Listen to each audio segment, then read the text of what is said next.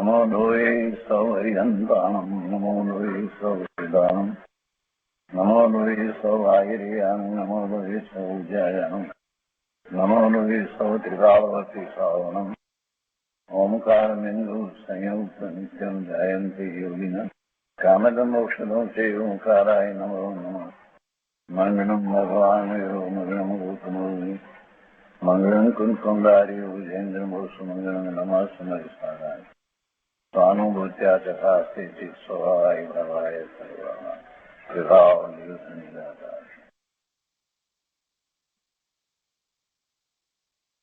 શ્રીમદ નેમિચંદ્ર સિદ્ધાંતિ દેવ રચિત દ્રવ્ય સંગ્રહનો સ્વાધ્યાય આપણે કરી રહ્યા છીએ.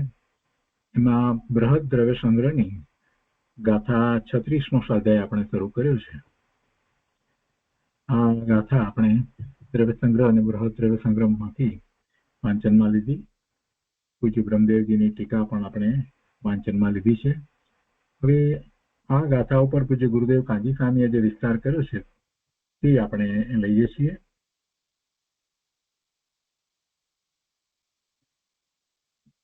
સહેજ પુનરાવર્તન કરીએ. ગાથા 36માં નિજરાનું લક્ષણ અને ભેદ એમ કરી અને વાત કરવામાં આવી, અને એમાં દ્રવ્ય નિદ્રા અને ભાવ નિદ્રા કહેવામાં આવી.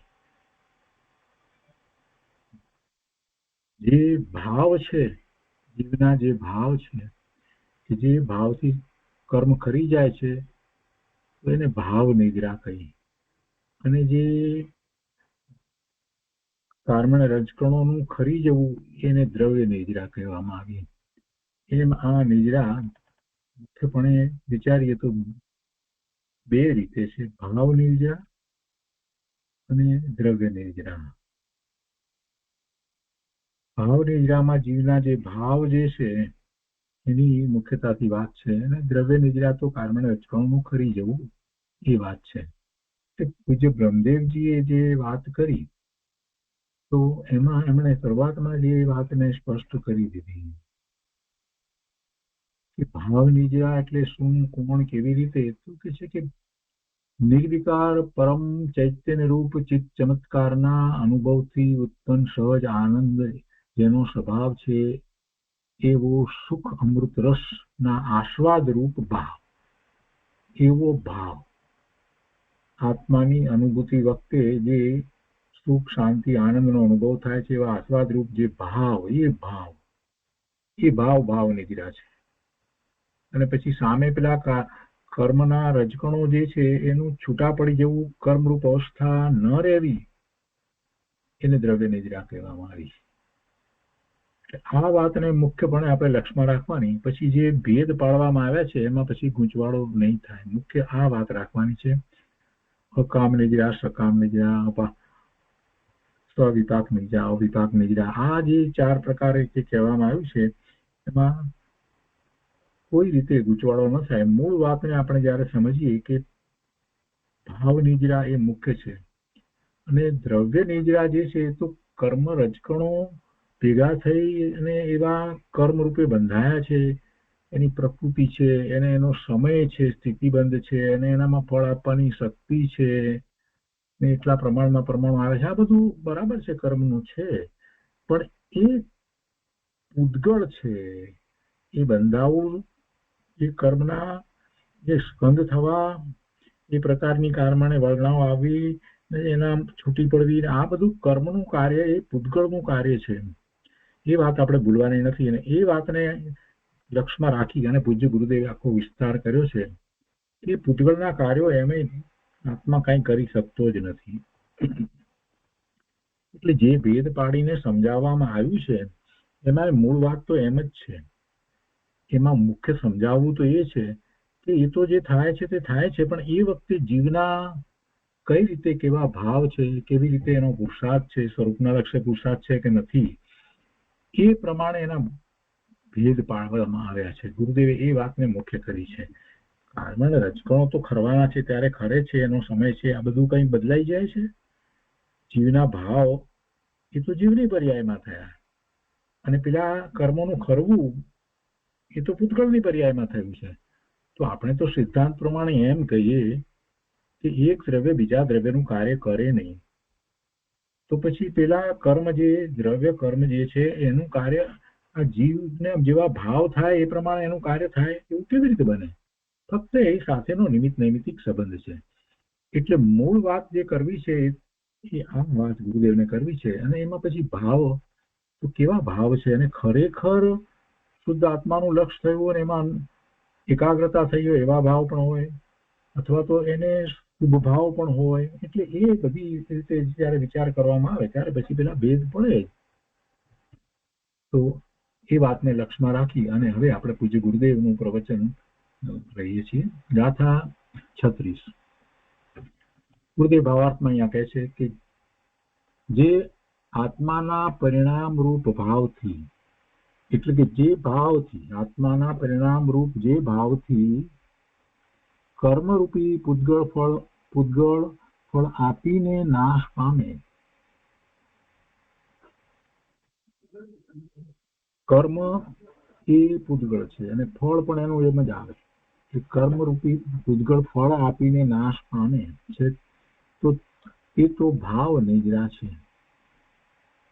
અને સવિપાક નિદ્રાની અપેક્ષાએ યથા કાળ અર્થાત કાળ લબ્ધિરૂપ કાળથી તથા અવિપાક નિદ્રાની અપેક્ષાએ તપથી જે કર્મરૂપ પૂતગળોનું નાશ થવું તે દ્રવ્ય નિદ્રા છે. કેમ કે ત્યાં એ વાત લેવામાં આવી કાળે અને અકાળે એવી રીતે જે વાત લેવામાં આવી છે ને, તો એ વાત અહીંયા લેવામાં આવી છે કે સમય આવ્યેથી, મૂળ ગાથાની અંદર એમ લીધું છે ને, સમય આવ્યેથી, અને બીજું લીધું છે કે તપ વડે જેનું ફળ ભોગવાઈ ગયું છે એવા કર્મરૂપ પૂતગળ જે ભાવથી કરી જાય છે. સમય આવે પણ લીધું છે, સાથે વાત એમ લીધી છે. એટલે સમય તો આવે ને ખરેખર તો એમ જ છે કે એનો સમય જ છે. અવિપાક કહીએ ત્યારે પણ એ કઈ સમય નથી આવ્યો અને પહેલા કરી જાય છે એવી વાત નથી. તો ગુરુદેવે પણ એ બંને જે વાત લેવામાં આવી છે સમયથી અને એના ભાવથી એમ કરીને જે વાત લેવામાં આવી છે, તો એ વાતને ગુરુદેવ વધારે આગળ સ્પષ્ટ કરી છે. પછી કહે છે, ફરીથી વાંચીએ કે આત્માના એવા પરિણામ જે આત્માનું લક્ષ કરવા રૂપ થયા છે, તો એ પરિણામ જયારે થાય એ વખતે આત્માના જે ભાવ છે એ ભાવથી કર્મરૂપી પૂતગળ ફળ આપીને નાશ પામે છે, તો તે ભાવ નિદ્રા છે. અને સવિપાક પાક આવ્યો છે, અને પેલું કેરીનું ઉદાહરણ આપ્યું છે તે રીતે કે પાક એનો સમય થયો છે તો પાકે છે. તો સવિપાક નિદ્રાની અપેક્ષાએ યથાકાળ જ્યારે એનો સમય આવે છે ત્યારે જેમ કેરી પાકે છે તો એ રીતે યથાકાળ અર્થાત કાળ લબ્ધિ રૂપ કાળથી તથા અવિપાક નિદ્રાની અપેક્ષાએ તપથી જે કર્મરૂપ પૂતગળોનું નાશ થવું તે દ્રવ્ય નિદ્રા છે. ગુરુદેવ એમાં વધારે સ્પષ્ટ કરે છે કે નવ તત્વમાં નિદ્રા તત્વની વાત છે. સ્વભાવના અવલંબને પર્યાયમાં શુદ્ધતાની વૃદ્ધિ થાય તેને તથા અશુદ્ધતાનો વ્યય થાય તે બંનેને ભાવ નિદ્રા કહે છે. આખી વાત જીવના ભાવની અપેક્ષાથી સમજવાની છે. જીવને શું થાય છે એનો વિચાર કરવાનો છે. સ્વભાવના અવલંબને પર્યાયમાં શુદ્ધતાની વૃદ્ધિ થાય તેને અને અશુદ્ધતાનો વ્યય થાય તેને. એટલે શુદ્ધતાની વૃદ્ધિ અસ્થિપૂર્વક વાત કરી છે અને અશુદ્ધતાનો વ્યય એ નાસ્તિપૂર્વક વાત છે. બંનેને ભાવ નિદ્રા કહે છે. અને દ્રવ્ય કર્મો ખરે તેને દ્રવ્ય નિદ્રા કહે છે. એટલે ભાવ નિદ્રામાં તો જીવના પરિણામ જે થયા છે એની જ વાત લેવાની છે. અને એવા પરિણામમાં શુદ્ધતાની વૃદ્ધિ અને અશુદ્ધતાનો વ્યય બે વાત છે. અસ્થિ ને નાસ્તિપૂર્વક બે વસ્તુ હોય છે, સાથે જ હોય છે. અને દ્રવ્ય નિદ્રા તો કર્મો ખરે છે એ દ્રવ્ય નિદ્રા છે. પણ મૂળ વાત એ નિદ્રાની જો કઈ લેવી હોય તો જીવના પરિણામમાં શું થયું, જીવની દશામાં શું થયું, અશુદ્ધતા ઘટી શુદ્ધતા વધી, આ નિદ્રા છે.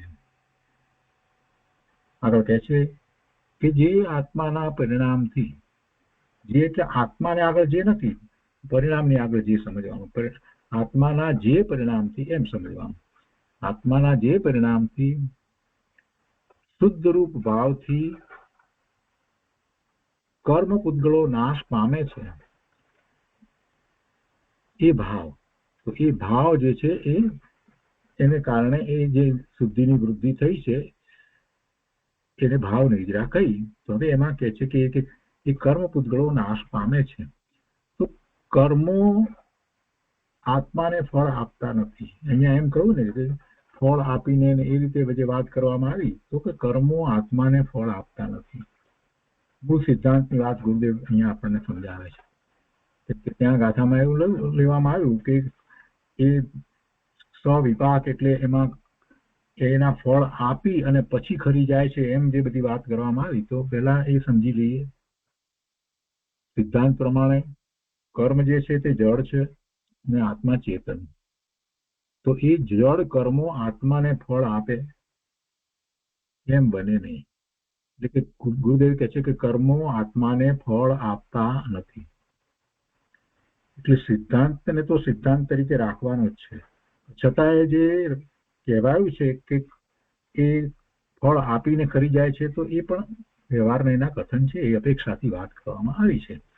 એટલે કહે છે કે કર્મ સત્તામાંથી નીકળી ઉદય આવી ખરી ગયા માટે કર્મે ફળ આપ્યું એમ કહેવાય છે. કર્મ એટલે કર્મ અને રજકણો જે રીતે એક પ્રકૃતિ રૂપે બંધાયા હતા, એ જ્ઞાનાવરણી હોય, દર્શનાવરણી હોય, એ પ્રમાણે ઘાતી કર્મની પ્રકૃતિ રૂપે બંધાયા કે અઘાતી કર્મની પ્રકૃતિ રૂપે જે બંધાયા, આયુષ, નામ, ગોત્ર વગેરે, તો એ પ્રકૃતિ રૂપે બંધાયા, એને એનો પ્રકૃતિ છે અને એ જેટલા પ્રમાણમાં બંધાયા છે એટલો પ્રદેશબંધ છે, એનો સમય છે એટલે એનો સ્થિતિબંધ છે, અને એનામાં ફળ આપવાની શક્તિ એને અનુમાન કહીએ. તો એ બધું ચાર વસ્તુ એની છે. તો એવું જે કર્મ જે છે એ આખી સત્તા એમાંથી એ નીકળી જાય, છૂટા પડી જાય, એટલે કર્મ રૂપે રહે નહીં.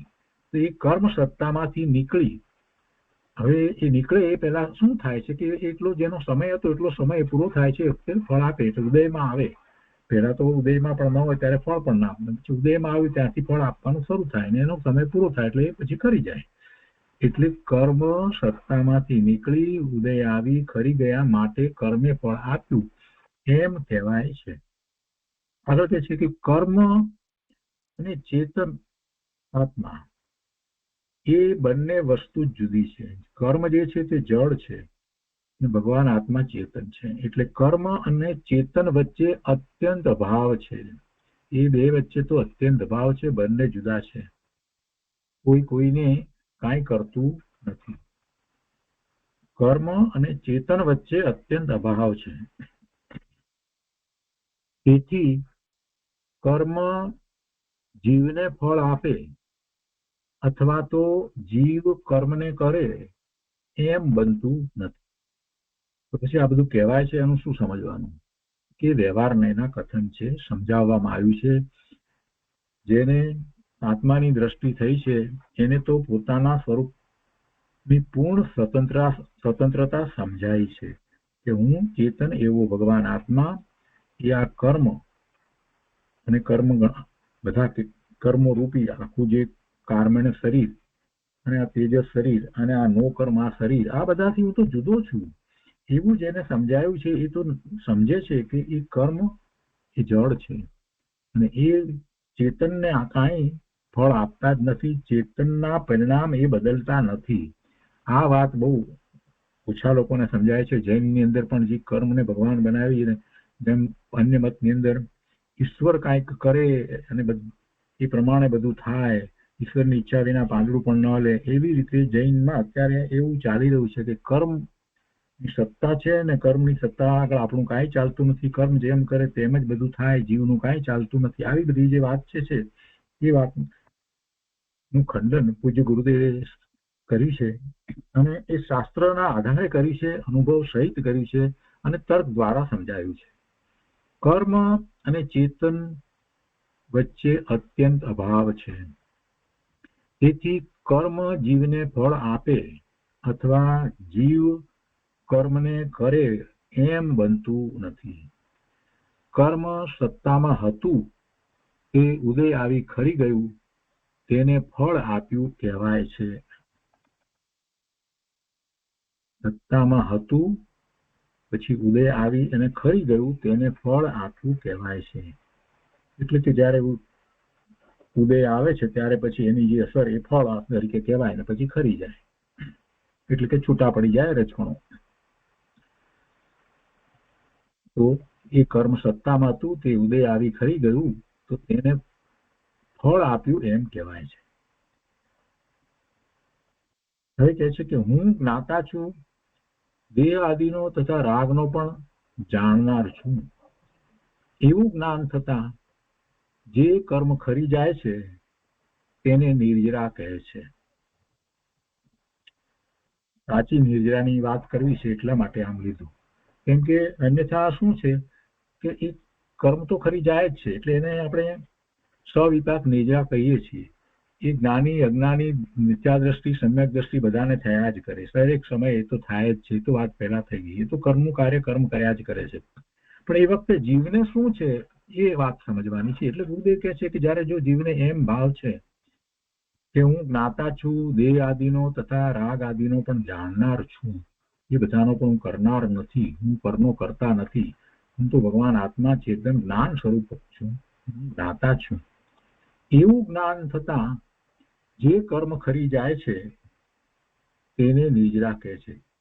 એને નિજરા શા માટે કહેવામાં આવી કે પેલાને જે કર્મ ખરી જાય છે, જેને આવું જ્ઞાન નથી, મિથ્યા દ્રષ્ટિ છે, એને પેલા ફળ આવે છે એને ખરી જાય છે, એ બધું થાય છે, પણ સાથે ને સાથે એ બીજા ભાવ કરે છે, વિકારી ભાવ કરે છે, એટલે બીજા નવા કર્મ પણ બંધાયા કરે છે. એટલે સાચા અર્થમાં એને તો નિજરા થતી નથી, એને સાચા અર્થમાં નિજરા થતી નથી. કર્મ ખરે છે, બીજા બંધાય છે, કર્મ ખરે છે, તો એનો તો કઈ અર્થ રહેતો નથી. એ પેલા હાથીના સ્નાન જેવી વાત છે, ગજ સ્નાન જેવી વાત છે, કે જે હાથી જે છે નાય છે ને પાછો ધૂળ પોતાની ઉપર નાખે છે, એટલે એમાં કઈ સ્નાન થતું નથી, ચોખ્ખાઈ થતી જ નથી. એટલે જ અહીંયા બ્રહ્મદેવજીએ ટીકાની અંદર પણ એ વાતને સ્પષ્ટ કરી કે અહીંયા તો જે વાત જે છે એ મિથ્યા દ્રષ્ટિની વાત નથી, અહીંયા તો સમ્યક દ્રષ્ટિની અપેક્ષાથી વાત છે, એમ ત્યાં પણ સ્પષ્ટ કરી. અને એ જ વાત ગુરુદેવ અહીંયા આપણને સમજાવે છે કે શા માટે આ નિજરા કહેવામાં આવી. અને પેલી સકામ નિજરા તો બધાને જ થાય છે, સમ્યક દ્રષ્ટિને પણ થાય ને મિથ્યા દ્રષ્ટિને પણ થાય, એ નિજરા તો થયા જ કરે છે. પણ એમાંથી જે સમ્યક દ્રષ્ટિને છે તો એને નવા કર્મ ન બંધાય અથવા ઓછા બંધાય એવી દશા થાય. બિલકુલ ન બંધાય એવું પણ બને, અને ઓછા બંધાય એવું પણ બને, અને અથવા તો એવું પણ બને કે જે પાપની પ્રકૃતિ ન બંધાય અને ઉત્કૃષ્ટ પુણ્યની પ્રકૃતિ બંધાય. એટલે ત્રણ પ્રકારે જે કંઈ થઈ ગયું છે એ પ્રમાણે આખા ભેદને સમજવાના છે. પેલી નિજરા તો થયા જ કરવાની છે, એ વખતે પણ થાય જ છે. જે દ્રવ્ય નિજરા જે કહીએ છીએ આપણે, જેને કહીએ એટલે વિપાક નિજરા, સ્વવિપાક નિજરા જે કહીએ છીએ, તો એ તો થાય જ છે. તો હવે એ વાતને ખ્યાલમાં રાખીને વાતને આખી સમજીએ તો ગુરુદેવ કહે છે કે હું જ્ઞાતા છું, દેહ આદિનો તથા રાગનો પણ જાણનાર છું. એવું જ્ઞાન થતા જે કર્મ કરી જાય છે તેને નિજરા કહે છે. એટલે આ સાચી નિજરા કહેવાય. એવું જ્ઞાન ન થયું હોય તો પણ નિજરા થાય, પણ એ નિજરા થાય છે એની સાથે બીજા કર્મ બાંધે જ છે, એટલે એને નિજરા કહી નથી. એટલે ગુરુદેવ અહીંયા એ રીતે કહે છે કે એવું જ જાણે છે અને એવું જેને જ્ઞાન વર્તે છે એને નવા કર્મ બંધાતા નથી અથવા ઓછા બંધાય છે, એટલે એને નિજરા છે એમ કહેવાય છે. કારણ પરમાત્માના અવલંબને જે વિતરાગી દશા થાય છે તે ભાવ નિજરા છે, તે અરૂપી છે. ભાવ નિજરાની જ મુખ્ય વાત છે. દ્રવ્ય નિજરા તો એને કારણે થયા કરે છે, તો થયા જ કરે છે. હવે કહે છે ગુરુદેવ કે કર્મો ક્રમબદ્ધ આવે છે અને જાય છે. ભૂતગળના પરિણામ જે થઈ રહ્યા છે, કર્મ રૂપે બંધાવવું અને પછી છૂટા પડવું, એ પણ ક્રમબદ્ધ જ થાય છે. કર્મો ક્રમબદ્ધ આવે છે અને જાય છે. જે પર્યાય જે દ્રવ્યનો થવાનો તે થવાનો, છ દ્રવ્યના પરિણામ જે વખતે જે રીતે થવા યોગ છે તે રીતે જ થાય છે. સર્વજ્ઞના જ્ઞાનમાં એમ જ વસ્તુ સ્વરૂપ પ્રકાશ્યું છે. તો જે પર્યાય જે દ્રવ્યની જે રીતે થવાની છે તે રીતે જ થાય. સ્વભાવના ભાન વિના જે પરિણામ થઈ રહ્યા છે એ અને સ્વભાવના ભાન સહિત જે પરિણામ થઈ રહ્યા છે તો એનો ફેર જીવને પડે છે. પેલા કારણ રજકણોને એનો કાંઈ ફેર પડતો નથી, પણ છતાંય એ બતાવવું છે ને કે જીવના પરિણામ કેવા થઈ રહ્યા છે, સ્વભાવના ભાન સહિત થઈ રહ્યા છે કે સ્વભાવના ભાન વિના થઈ રહ્યા છે, એ માટે એના ભેદ પાડીને સમજાવવામાં આવ્યું છે. સકામ ને અકામ ને બધા ભેદ પાડીને એટલે સમજાવાય. તો અહીંયા શું કહે છે ગુરુદેવ કે જે પર્યાય જે દ્રવ્યનો થવાનો તે થવાનો. સ્વભાવના ભાન દ્વારા અવિપાક નિજરા થાય છે અને કર્મો તેના કાળે સ્વયં ખરે તે સ્વવિપાક નિજરા છે. સામાન્ય પહેલી વ્યાખ્યા આપણે લીધી. સ્વવિપાક નિજરા એટલે તેનો સમય પૂરો થયો એટલે નિજરા જે થાય છે કર્મોની એ સ્વવિપાક નિજરા છે. અને પછી અવિપાક જયારે કહેવામાં આવી તો એ વખતે એને સ્વભાવનું ભાન છે, એને સ્વભાવના ભાન દ્વારા જે નિજરા થઈ રહી છે એને અવિપાક નિજરા કહી. હવે આ અવિપાક નિજરામાં અને સ્વવિપાક નિજરાની અંદર બંનેમાં કારણ અને રજકણો ખરે છે. અને ગુરુદેવે એક વાતને અહીંયા સ્પષ્ટ કરી છે કે એવું નથી કે અવિપાક નિજરા વખતે એને સ્વભાવનું ભાન છે એટલે કોઈ વધારે કર્મો કારણ અને રજકણો વધારે ખરે છે કે નહોતા ખરવાના અને ખરે છે, એવું નથી. એ ખરવાના જ હતા, પણ એ વખતે જીવનો જે ભાવ છે બતાવવો છે એટલે એને અવિપાક નિજરા કહેવામાં આવી.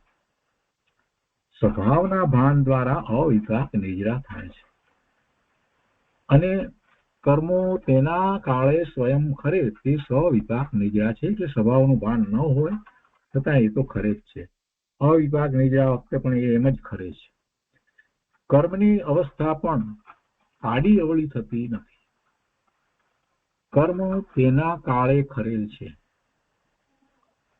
તેનો કાળ આવે ત્યારે જ ખરેખર તો એ ખરે છે. સ્વભાવના આશરે નિજરા થઈ માટે તેને અવિપાક કહેલ છે અને સ્વયં તેના કાળે કર્મો ખરી ગયા તે સ્વવિપાક નિજરા છે. બંને નિજરા જ્ઞાનીને હોય છે.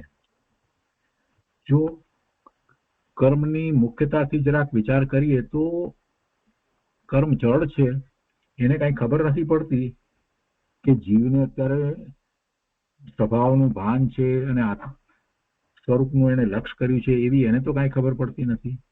એટલે હવે અમારે વધારે ખરી જવું એવી કોઈ વાત નથી હોતી, અથવા તો ફળ આપ્યા વિના ખરી જવું એવી પણ એમને તો કઈ ખબર પડતી નથી.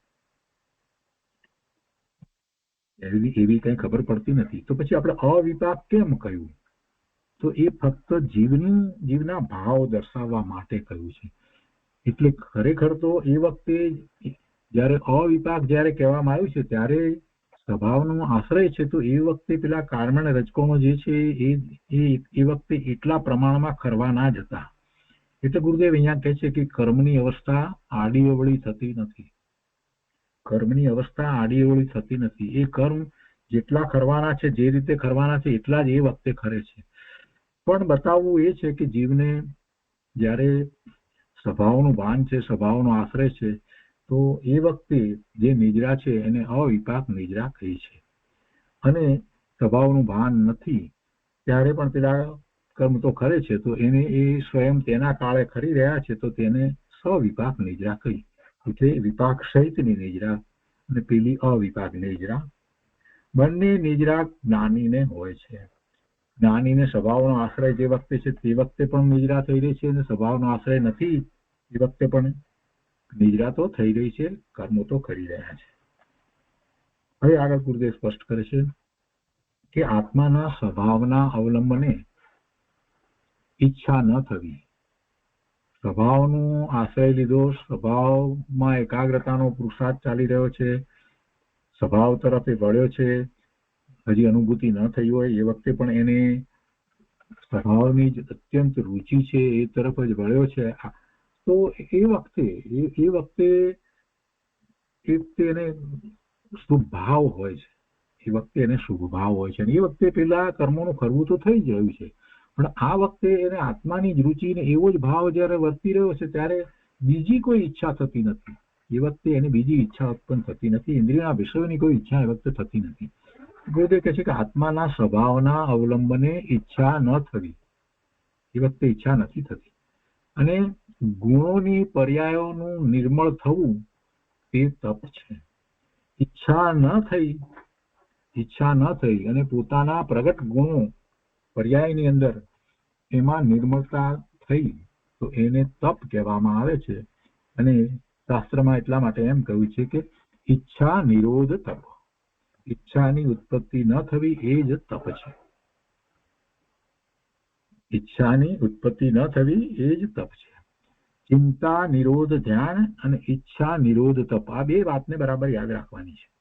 શાસ્ત્રમાં એ વ્યાખ્યા એ રીતે કરવામાં આવે છે. જો એ જ વાત અહીંયા લીધી કે આત્માના સ્વભાવના અવલંબને ઈચ્છા ન થવી, હવે આ તો નાસ્તિથી કથન થયું, પણ ઈચ્છા ન થઈ તો થયું શું? સ્વભાવના આશ્રય સ્વભાવના અવલંબને ઈચ્છા ન થવી એ તો નાસ્તિથી કથન થયું. તો થયું શું? અસ્થિપૂર્વક જીવને શું થયું? તો કે ગુણોની પર્યાયોનું નિર્મળ થવું, આ કાર્ય થયું. નિર્મળતા એની વધી છે તો એને તપ કહેવામાં આવે છે.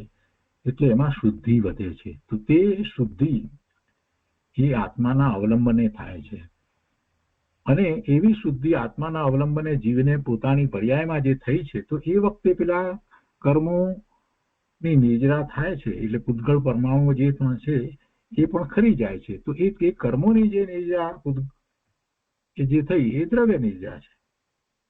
કર્મોની નિજરા પૂતગળના કારણે થાય છે, તે દ્રવ્ય નિજરા છે. એટલે એમાં કઈ જીવના ભાવ એવા થયા માટે પેલા કર્મો કરી ગયા એમ નહીં. એટલે ગુરુદેવે સ્પષ્ટ લીધું છે કે પૂતગળના કારણે થાય છે. અને કર્મોની નિજરા પૂતગળના કારણે થાય છે તે દ્રવ્ય નિજરા છે. એટલે વારંવાર ગુરુદેવ દ્રવ્ય નિજરા અને ભાવ નિજરાને સાથે ને સાથે સમજાવતા જાય છે. અને સાથે ને સાથે એક દ્રવ્ય બીજા દ્રવ્યના પરિણામ નથી કરતું એ વાતને પણ રાખી છે. એમ આખી વસ્તુને સમજવાની છે.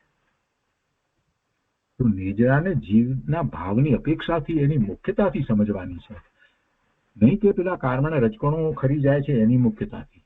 એ તો થવાનું છે તે જ થાય છે. એટલે ગુરુદેવે સ્પષ્ટ કહી દીધું કે એ પણ ક્રમબદ્ધ જે થાય છે તે જ થાય છે.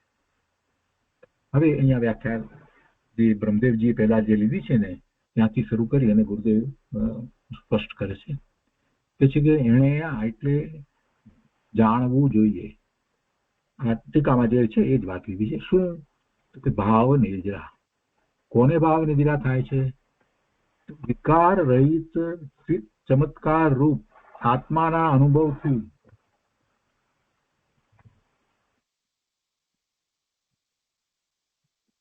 શું કે છે? કોને નિજરા થાય છે? કોને ભાવ નિજરા થાય છે? તો કે છે કે વિકાર રહિત ચિત્ત ચમત્કાર રૂપ આત્માના અનુભવથી ઉત્પન્ન અનાકૂળ અનુભવના સ્વાદને ભાવ નિજરા કહે છે. ભાવ નિજરામાં વાત તો આત્માના ભાવની જ લીધી. તે ધર્માત્માને હોય છે, એટલે ધર્મીને હોય છે. વિકાર રહિત ચિત્ત ચમત્કાર રૂપ આત્માના અનુભવથી ઉત્પન્ન અનાકૂળ અનુભવના સ્વાદને ભાવ નિજરા કહે છે. ત્યાં પણ એમણે ટીકામાં પણ પૂજ્ય બ્રહ્મદેવજીએ એ જ રીતે લીધું છે કે એવો જે સ્વાદ આવે છે, એવો જે ભાવ, તો એ જ ભાવ નિજરા છે. અને એ ધર્મી જીવને હોય છે. ધર્મીને પર્યાયમાં વિકાર હોય છે, ધર્મીને પર્યાયમાં જે વિકાર હોય છે, પણ તેને વિકારની દ્રષ્ટિ છૂટી ગઈ છે. પર્યાયનું લક્ષ છૂટી અને દ્રવ્યની દ્રષ્ટિ થઈ છે અને આત્માનો અનુભવ કરે છે તો એને એનો સ્વાદ આવે છે. તો એ ભાવ જે છે એ જ ભાવ નિજરા છે.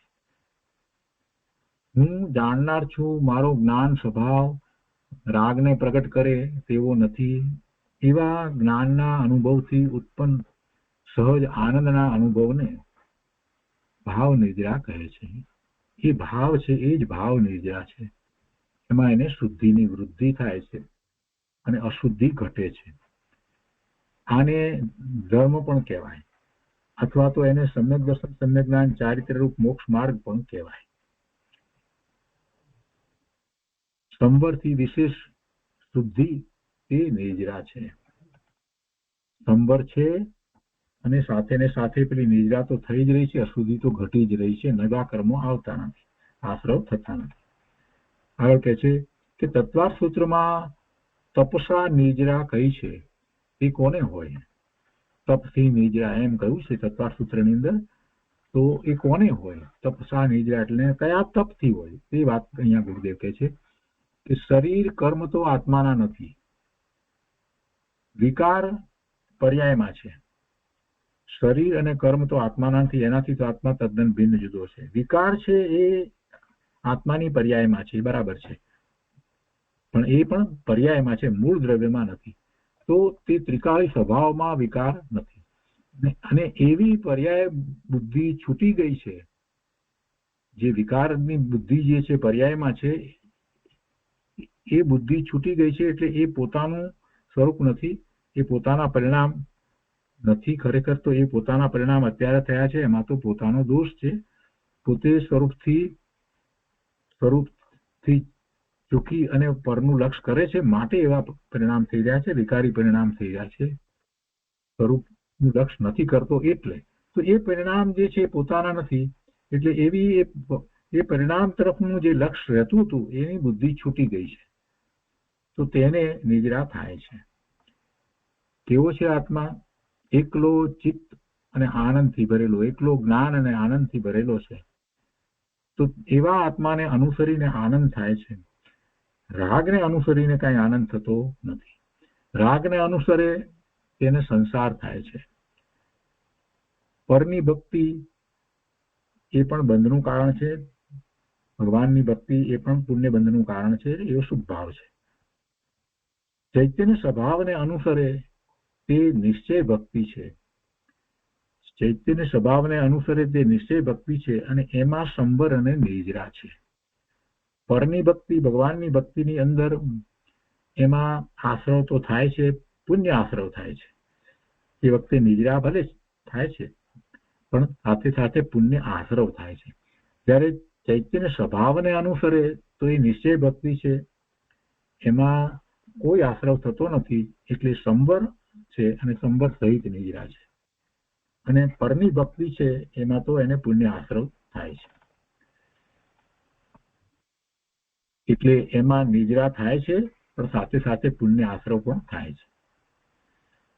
એટલે આત્માની દ્રષ્ટિ કરી, સ્વરૂપનું લક્ષ કરી અને જે ભાવે થાય છે એ ભાવ એ સાચી નિજરા છે, જેમાં પુણ્ય કે પાપના કોઈ પણ બંધ પડતા નથી, એવો આશ્રવ થતો નથી.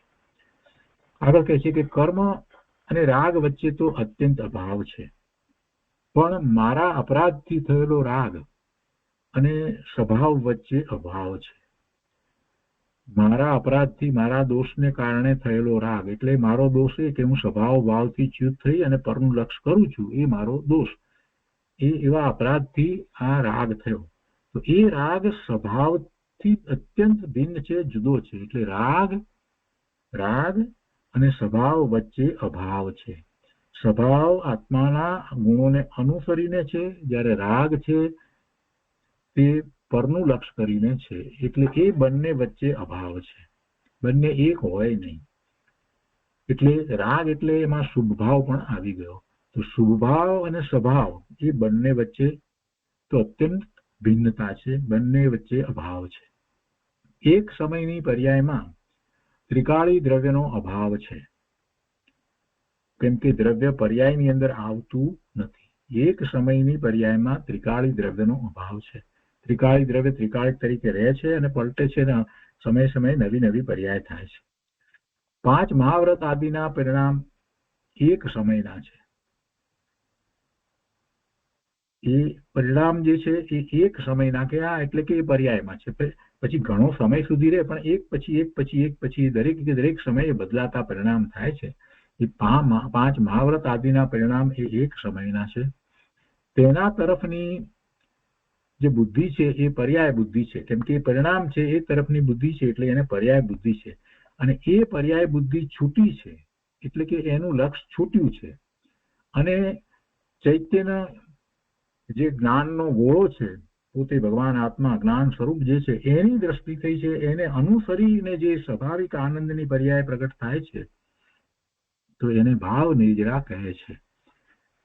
બીજી રીતે કહીએ તો જ્ઞાની ધર્મી અને એમાં પણ મુનિરાજ છે એને 5 મહાવ્રતના પરિણામ થઈ રહ્યા છે, તો એ 6ઠ્ઠા ગુણસ્થાનની દશામાં જયારે છે ત્યારે એ 5 મહાવ્રતના પરિણામ તરફનું એમનું લક્ષ્ય છે, એની સભાનતા છે, તો એ શુભભાવ છે. એ વખતે પણ નિજરા તો થાય છે, પણ ખરેખરી ભાવ નિજરા જેને ઉત્કૃષ્ટ ભાવ નિજરા કહીએ એ મુનિરાજને ક્યારે થાય છે કે એની સભાનતા છૂટી, એ 5 મહાવ્રતના ભાવ જે છે એની સભાનતા છૂટી અને પોતાના સ્વરૂપનું લક્ષ્ય કરી અને નિર્વિકલ્પ ધ્યાનની દશા થાય છે. પોતાના જ્ઞાન સ્વભાવને અનુસરીને જે જ્ઞાન આનંદની પર્યાય પ્રગટ થાય છે એ ભાવ નિજરા છે.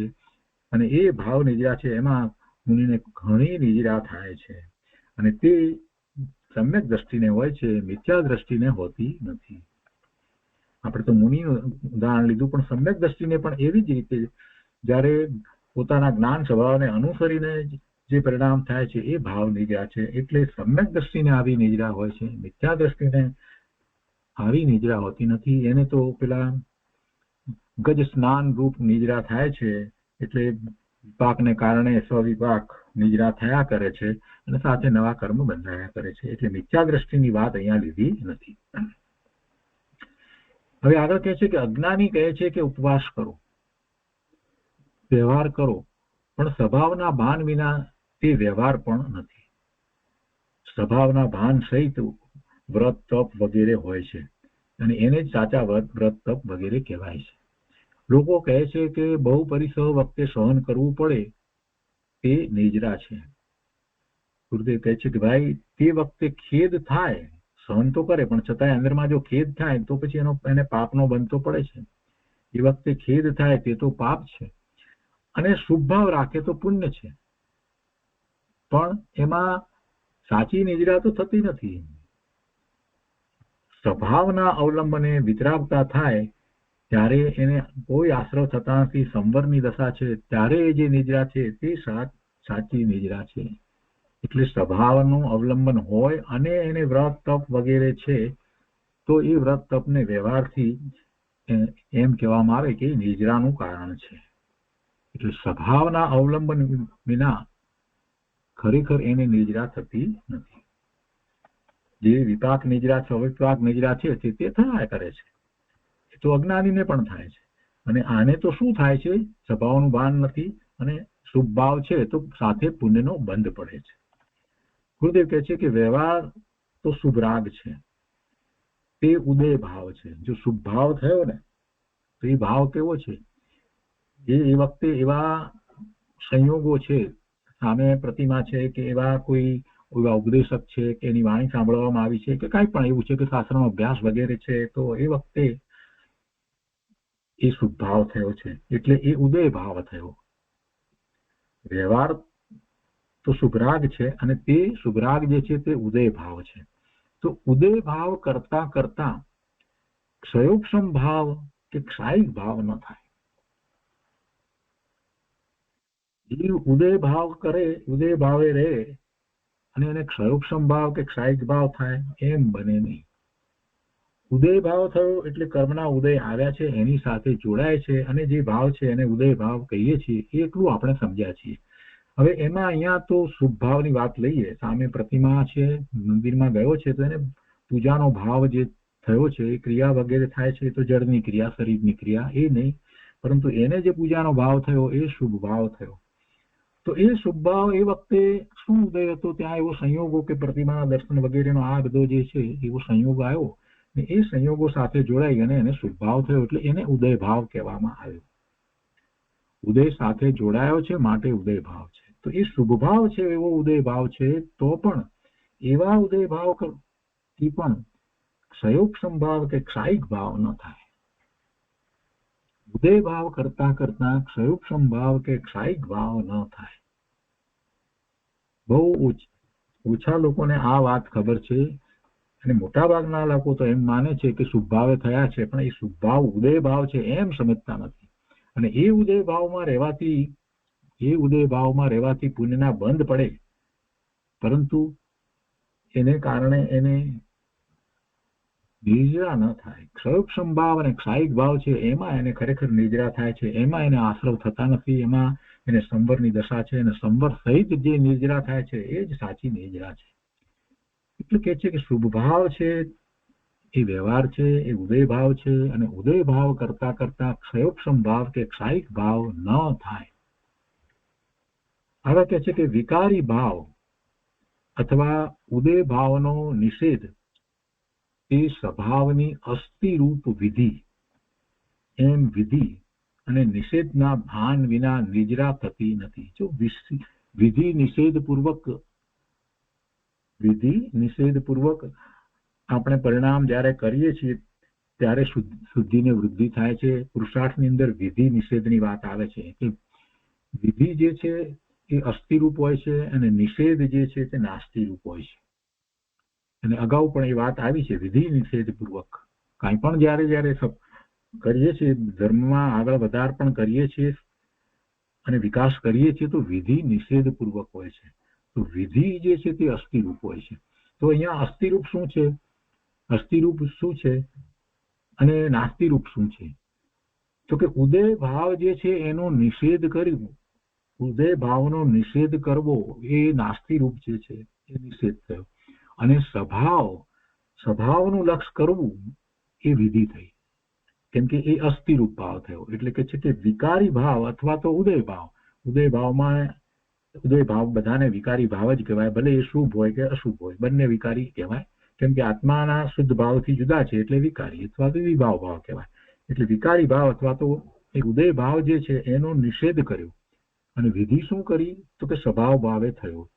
તો તે રીતે એ સ્વભાવની અસ્થિરૂપ વિધિ, એમ એ વિધિ અને આ વિકારી ભાવ જે છે, ઉદય ભાવ જે છે એના રૂપ નિષેધ, તો એવા વિધિ નિષેધના ભાન વિના નિજરા થતી નથી, એના વિના નિજરા થતી નથી. ગુરુદેવે એક એક વાત અહીંયા જે કહી છે એને ખૂબ શાંતિથી સમજવાની જરૂર છે. એમને વાંચી જઈએ એનો કાંઈ અર્થ નથી. થોડું પણ જેટલું પણ જે કંઈ કહેવાયું છે એ ખૂબ અગત્યનું છે. આ પ્રવચનની અંદર દરેકે દરેક વાત જે છે એને ગુરુદેવે ખૂબ સ્પષ્ટ કરી છે. આગળ કહે છે કે આત્મા પરદ્રવ્યથી જુદો છે. શરીર, મન કે કોઈ પણ દ્રવ્ય સ્વચતુષ્ટયથી છે. દરેક દ્રવ્ય પોતાના ચતુષ્ટયથી છે. દ્રવ્ય, ક્ષેત્ર, કાળ અને ભાવ એવા ચતુષ્ટય એ ચારથી છે. જીવના પણ એવા દ્રવ્ય, ક્ષેત્ર, કાળ, ભાવ છે, અને અજીવના પણ દ્રવ્ય, ક્ષેત્ર, કાળ, ભાવ છે. અજીવનો અજીવ ભાવ હોય છે, એનું પણ ક્ષેત્ર છે, જેનું દ્રવ્ય છે એનામાં ગુણ રહ્યા છે એટલે એ દ્રવ્ય છે, ગુણનો સમૂહ એવું દ્રવ્ય છે, અને એના એ પરિણામ એની પર્યાયો પલટાય છે, એટલે એના પણ દ્રવ્ય, ક્ષેત્ર, કાળ અને ભાવ છે. એના ગુણ પ્રમાણે એનો ભાવ છે, અને જીવના પણ એવી રીતે છે. એટલે દરેક દ્રવ્યને માટે એ વાત તો છે. ગુરુદેવ અહીંયા કહે છે કે આત્મા પરદ્રવ્યથી જુદો છે. શરીર, મન કે કોઈ પણ દ્રવ્ય સ્વચતુષ્ટયથી છે. આત્મા પોતે ગુણ પર્યાયનો પિંડ તે દ્રવ્ય છે. અસંખ્ય પ્રદેશી તેનું ક્ષેત્ર, આત્માની વાત લઈએ તો, અને એક સમયનો પર્યાય તે તેનો કાળ છે, અને જ્ઞાન આદિ ગુણો એ એનો ભાવ છે. એમ સ્વચતુષ્ટયમાં આવે. આ આત્માની વાત લીધી. અને પરના ચતુષ્ટય પરમાં છે, એ જ રીતે પરના ચતુષ્ટય પરમાં છે. એમ પ્રથમ નક્કી કરવું જોઈએ. આ નક્કી કરીએ એટલે આપણને બીજા દ્રવ્યથી હું જુદો છું, કેમ કે મારા ચતુષ્ટય અને પેલાના ચતુષ્ટય જુદા છે. કોઈના ચતુષ્ટયમાં પહોંચતું નથી. એટલે આ પહેલા નક્કી કરવું જોઈએ. પછી એમ નક્કી કરવું જોઈએ કે રાગાદિ પર્યાયમાં છે, એ જીવની પર્યાયમાં છે, પણ સ્વભાવમાં નથી. રાગાદિ છે એ પોતાની પર્યાયમાં છે, ભાવ પોતાનો છે, બરાબર છે, જીવનો જ છે, પણ છતાંય એ ભાવ સ્વભાવ નથી, એટલે કે ગુણોને અનુસરીને નથી. સ્વભાવ તો જ્ઞાન આનંદથી ભરેલો છે, અને એવી પ્રતીતિ કરવી તે સમ્યક દર્શન છે, અને તેને ભાવ નિજરા થાય છે. સ્વભાવ જ્ઞાન આનંદથી ભરેલો છે, એવી શ્રદ્ધા, એવી પ્રતીતિ કરવી, એવા ભાવે થવું, તો એમ કરતા સમ્યક દર્શન, સમ્યક જ્ઞાન, સમ્યક ચારિત્રના પરિણામ થાય છે, રત્નત્રયના પરિણામ થાય છે. તો એ ભાવ નિદ્રા છે. એટલે અહીંયા સમ્યક દર્શન જે છે એવા પરિણામ છે એ પણ ભાવ નિદ્રા છે, એ અહીંયા ગુરુદેવે સ્પષ્ટ કર્યું. હવે કહે છે કે આત્મા જ્ઞાતા દ્રષ્ટા છે, પરમ પારિણામિક ભાવે છે. 5 ભાવની વાત કરી, એમાં પરમ પારિણામિક ભાવ છે તે દ્રવ્ય છે, એનો તો એ ભાવ સતત છે, પરમ પારિણામિક ભાવ. અને 4 ભાવ પર્યાય રૂપ કહેવામાં આવ્યા, એમાંથી ઔદયિક ભાવને છોડી અને બાકીના 3 ભાવ જે છે, ઔપસમિક, સૌપસમિક અને ક્ષાયિક ભાવ છે, એ ધર્મના ભાવ છે. અને પરમ પારિણામિક ભાવ જે છે એ તો દ્રવ્ય છે. એટલે આત્મા જ્ઞાતા દ્રષ્ટા છે અને પરમ પારિણામિક ભાવે છે, કેમ કે એ દ્રવ્યનો ભાવ છે. જેને નિમિત્તના સદભાવ કે અભાવની અપેક્ષા નથી. આ પરમ પારિણામિક ભાવ છે, એને નિમિત્તના સદભાવ કે અભાવની અપેક્ષા નથી. એટલે કે કોઈ નિમિત્ત આવે તો થાય, કોઈ નિમિત્ત હોય એ બધા જાય તો થાય, કોઈ એવા નિમિત્ત આવે તો થાય, અથવા તો કર્મ જે છે જાય તો થાય, એવી પરમ પારિણામિક ભાવને કોઈ અપેક્ષા હોતી નથી. સૌપસમિક ભાવ, ક્ષાયિક ભાવ જે છે અને ઔપસમિક ભાવ, એ 3 જે ભાવ, જે ધર્મના ભાવ કહીએ છીએ, તો એ વખતે સામે એવા નિમિત્ત હોય, એટલે એવા ધર્મના નિમિત્ત હોય, અને સાથે એવું નિમિત્ત જે છે, એવા કર્મ જે છે એની નિદ્રા થવાના, એના છૂટવાના એવા અભાવરૂપ નિમિત્ત પણ હોય. એટલે નિમિત્ત 2 પ્રકારે હોય, સદભાવ રૂપ કે અભાવ રૂપ. તો એવા નિમિત્ત હોય છે. ક્યારે હોય છે? ઔપસમિક ભાવે હોય, સૌપસમિક ભાવે હોય કે ક્ષાયિક ભાવે હોય ત્યારે. પણ પરમ પારિણામિક ભાવ તો દ્રવ્યનો છે, એ તો સતત છે, ત્રિકાળી વસ્તુ છે, એને કોઈ નિમિત્તની અપેક્ષા હોતી નથી. હવે કહે છે કે શુદ્ધ સ્વભાવના અવલંબને જે શુદ્ધતા પ્રગટે તે ભાવ નિજરા છે. એટલે કે આ પરમ પારિણામિક ભાવ તો પોતાનો છે અને એનું લક્ષ કરે છે તો શુદ્ધ સ્વભાવ ભાવે એ થયો. એટલે એમ શુદ્ધ સ્વભાવના અવલંબને જે શુદ્ધતા પ્રગટે તે ભાવ નિજરા છે. અને તે સમ્યક દર્શન, સમ્યક જ્ઞાન, સમ્યક ચારિત્ર રૂપ મોક્ષ માર્ગ છે. અને એમાં જે ભાવ એ વખતે જે થયા, સ્વરૂપનું લક્ષ કરતા જે ભાવ થયા, એ પેલા 3 પ્રકારના જે ધર્મના ભાવ થયા, એમાંથી કોઈ પ્રકારના ભાવ હોય, ઔપસમિક, ક્ષયોપસમિક કે ક્ષાયિક હોય. શું કહે છે? શુદ્ધ સ્વભાવના અવલંબને જે શુદ્ધતા પ્રગટે તે ભાવ નિજરા છે. અને તે સમ્યક દર્શન, સમ્યક જ્ઞાન, સમ્યક ચારિત્ર રૂપ મોક્ષ માર્ગ છે. ચારિત્રમાં સંવર નિજરા બંને આવી જાય છે અને સ્વભાવ આનંદ સ્વરૂપ છે. એવા ભાનપૂર્વક આનંદની ઉત્પત્તિ થવી તે ભાવ નિજરા છે. અને એ વખતે પેલા જળ કર્મ ખરે છે તે દ્રવ્ય નિજરા છે. દ્રવ્ય કર્મ તો દરેક સમયે ખરી રહ્યા છે, એ તો એના સમયે ખરવાના છે, તે ખરે જ છે, એ દ્રવ્ય નિજરા છે. તો એ દિવસનું આ પ્રવચન પૂરું થયું. એના પછીના બીજા દિવસના પ્રવચનની અંદર ગુરુદેવ આગળ વિસ્તાર કરીને સમજાવે છે કે આ નિદ્રાનો અધિકાર છે. આત્માની શુદ્ધ પર્યાયને ભાવ નિદ્રા કહે છે. આટલી બધી વાત કરી એટલે એ વાત તો આપણને બરાબર બેસી ગઈ કે આત્માની શુદ્ધ પર્યાયને ભાવ નિદ્રા કહે છે. અને દ્રવ્ય કર્મનું ખરવું તેને દ્રવ્ય નિદ્રા કહે છે. આત્મા પર પદાર્થથી જુદો છે અને વિકાર તથા અલ્પજ્ઞ દશા જેટલો નથી, પણ પોતાનો સ્વભાવ જ્ઞાન અને આનંદથી ભરેલો છે. એવા આત્માના શ્રદ્ધાન જ્ઞાન કરી અને અંતર પરિણમન થયું તેને ભાવ નિજરા કહે છે. એટલે પહેલા એવા આત્માનો સ્વીકાર થવો અને પછી એનું લક્ષ થતા એવું અંતર પરિણમન થાય ત્યારે એવા પોતાના ભાવ જે થયા એ ભાવ નિજરા છે. અજ્ઞાની લોકો ચારિત્રને કષ્ટદાયક માને છે, તે ભૂલ છે. ચારિત્ર કષ્ટદાયક હોય નહીં, કેમ કે ચારિત્ર આત્માનું લક્ષ કરતા જે આનંદની અનુભૂતિ થાય છે એને ચારિત્ર કહેવામાં આવે છે. એટલે એ કષ્ટદાયક નથી, એ તો આનંદદાયક છે, સુખદાયક છે. પણ અજ્ઞાનીને એની ખબર નથી, એને એવો અનુભવ નથી, એટલે એ બહારથી એમ માને છે. અજ્ઞાની લોકો ચારિત્રને કષ્ટદાયક માને છે, તે ભૂલ છે. સહજ જ્ઞાન પ્રકાશરૂપ આત્માની પ્રતીતિ અને રમણતામાં આનંદ પ્રગટ થવો તે ધર્મ છે, તે સુખદાયક છે. તે ધર્મ જે થાય છે સુખદાયક, જે ધર્મ આત્મા માં શ્રદ્ધા અને રમણતા આનંદ પ્રગટ થાય એવો જે ધર્મ થાય છે તે સુખદાયક છે, તો એ નિમિત્તથી કે પુણ્ય પાપથી થતો નથી. આવો ધર્મ જે થાય છે એ નિમિત્તથી કે પુણ્ય પાપથી થતો નથી. એવો ધર્મ થાય ત્યારે એના પરિણામ જ્યારે પલટાય છે અને એવા સર્વ તરફ વળે છે, તો એ વખતે જે નિમિત્ત હોય છે તો એ નિમિત્તને કારણે થયું એમ નથી. ફક્ત એ વખતે શું નિમિત્ત હતું એનું જ્ઞાન કરાવવા માટે એમ કહેવાય કે સમ્યક દર્શન, સમ્યક જ્ઞાન, સમ્યક ચારિત્રના પરિણામ થાય છે તો દેવ ગુરુ શાસ્ત્રનું નિમિત્ત હોય છે. દેવ ગુરુ નિમિત્ત ગુરુનું કે શાસ્ત્રનું નિમિત્ત હોય છે. પણ એવા પરિણામ જે અનુભૂતિ થઈ એ સુખના પરિણામ છે, અને જેટલો સમય સુખ આનંદની અનુભૂતિ રહે છે એ જ ચારિત્ર છે. એટલે એ ચારિત્ર તો સુખદાયક છે, એ કષ્ટદાયક હોતું નથી. અને એ પેલા નિમિત્તથી થતું નથી કે કોઈ પુણ્યનો ઉદય આવ્યો હોય તો થાય એવી પણ વાત નથી. એટલે કે પુણ્ય કે પાપથી પણ થતા નથી. આગળ કહે છે કે જીવના એવા પરિણામ થાય તેથી જળમાં શું થાય છે? ખરેખર તો જળમાં કાંઈ થતું નથી. જળના પરિણામ જળને કારણે એ વખતે થવાના છે તે જ થાય છે.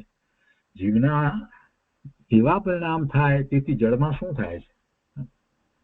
ગુરુદેવ કહે છે કે અહીં નિમિત્ત નૈમિતિક સંબંધની વાત કરે છે.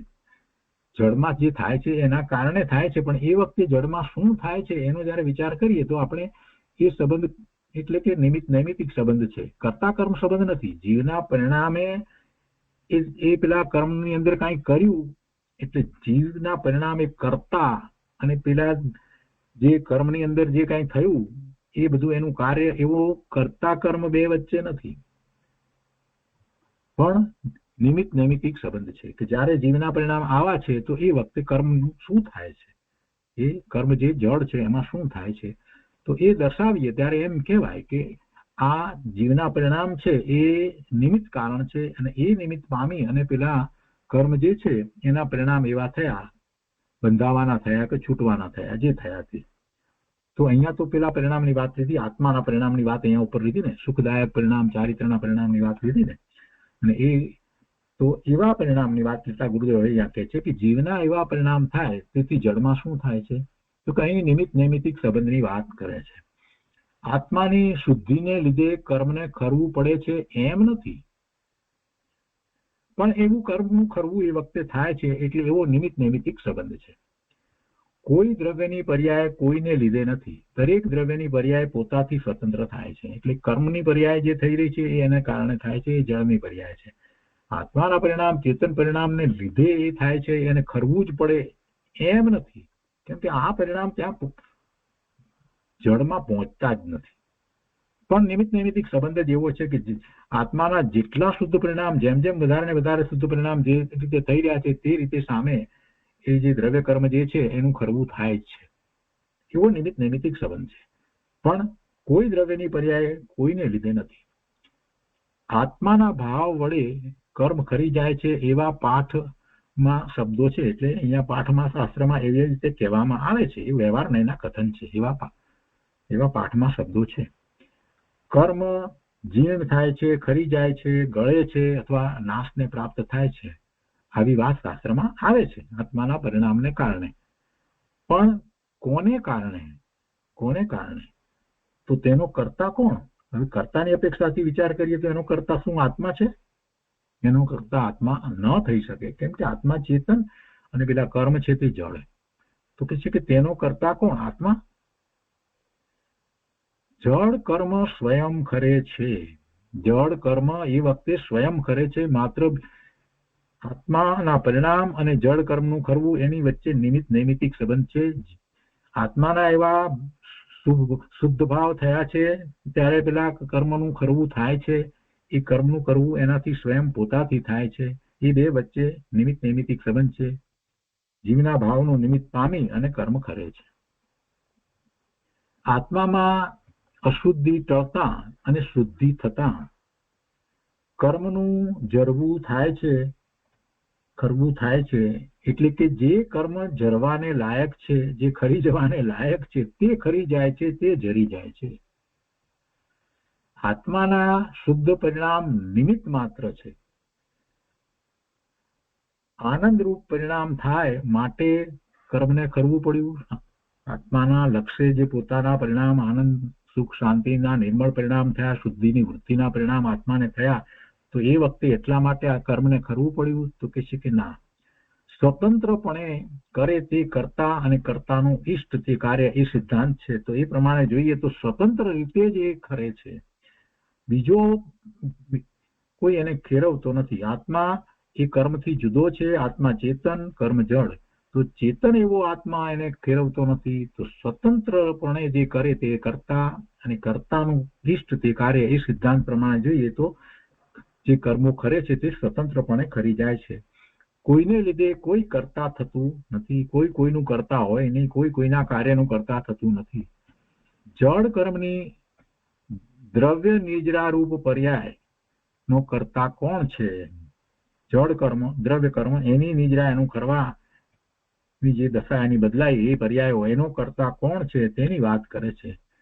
તો કે છે કે નિજ શુદ્ધ આત્માથી વિલક્ષણ કર્મરૂપી પૂતગળ દ્રવ્ય તેનો કરતા છે. એનો કરતા કર્મ રૂપી પૂતગળ દ્રવ્ય છે. દ્રવ્ય કર્મ ખરે છે ને એવી પર્યાય દ્રવ્ય કર્મની જે થાય, ખરવારૂપ જે થાય, એનો કરતા પણ એ દ્રવ્ય કર્મ પૂતગળ દ્રવ્ય જ છે. એ જે પૂતગળ દ્રવ્ય શુદ્ધ આત્માથી જુદું છે, નિજ શુદ્ધ આત્માથી વિલક્ષણ એવા કર્મરૂપી પૂતગળ દ્રવ્ય છે, એ જ એના કરતા છે. માત્ર નિમિત્ત તરીકે જીવના ભાવ છે. કેવો છે આત્મા? કર્મરૂપી શત્રુનો નાશ કરવા વાળો નિજ શુદ્ધ આત્મા છે, એમ શાસ્ત્રની અંદર વાત કરવામાં આવી ને. કર્મરૂપી શત્રુનો નાશ કરવા વાળો નિજ શુદ્ધ આત્મા છે, એમ શાસ્ત્રમાં વાત આવી.